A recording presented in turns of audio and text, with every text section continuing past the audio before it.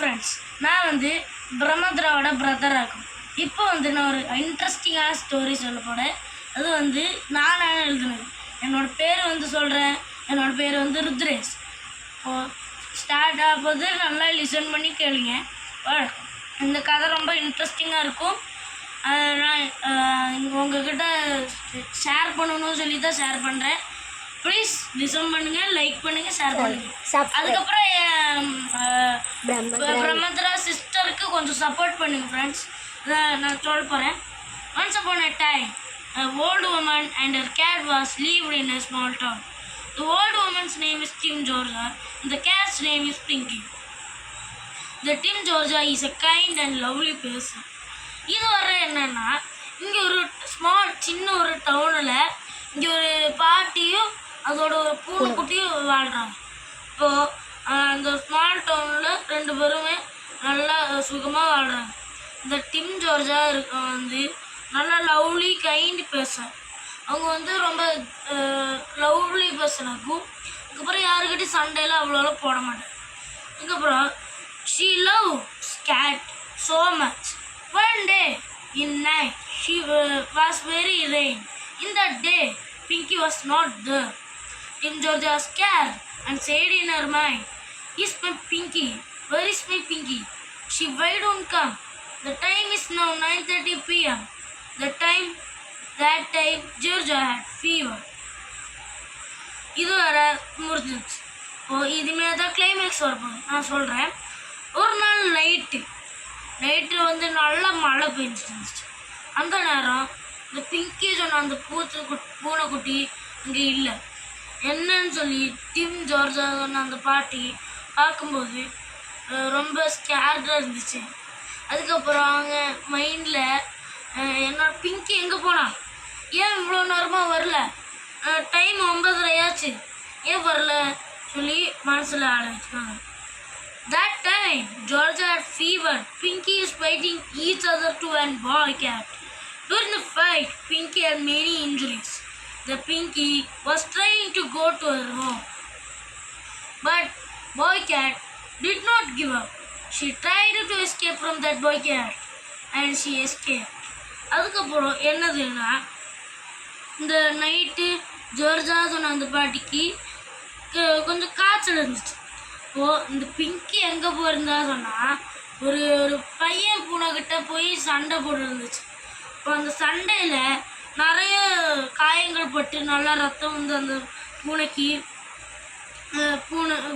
நல்லா வந்துச்சு, ரத்தம்லாம் வந்துச்சு. அதுக்கப்புறம் பிங்கி சொன்ன அந்த பூனைக்குட்டி தப்பிக்கிறதுக்காக ரொம்ப ட்ரை பண்ணிச்சு. ஆனால் அந்த போய்க்க விடவே இல்லை. இது கொன்னது அவரன்னு சொல்லி ஒரு ஒத்த காலில் நிற்கிது. அதுக்கப்புறமா இவர் நல்லா ஓடுறான்னு இல்லை, ட்ரை பண்ணுறான்.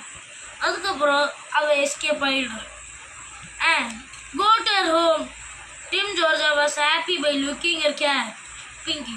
And Tim Georgia looked at many injuries in her body. She gave medicine to Pinky.